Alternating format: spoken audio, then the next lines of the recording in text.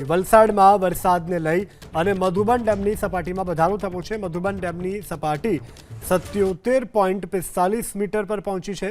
ડેમના 10 દરવાજા ખોલી અને હાલ પાણી છોડવામાં આવી રહ્યું છે। તો વલસાડનો મધુબન ડેમ કે જ્યાં ઉપરવાસમાંથી સતત વરસાદને કારણે પાણીની હાલ ભરપૂર આવક થઈ રહી છે, જેને કારણે હાલ ડેમમાંથી પાણી પણ નદીમાં છોડવામાં આવી રહ્યું છે।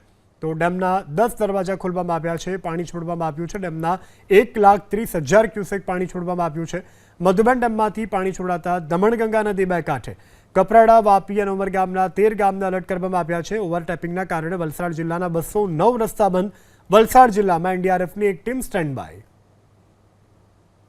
આજે 2 વાગ્યા પછી તબક્કાવાર 1,30,000 ક્યુસેક પાણી છોડવામાં આવનાર છે।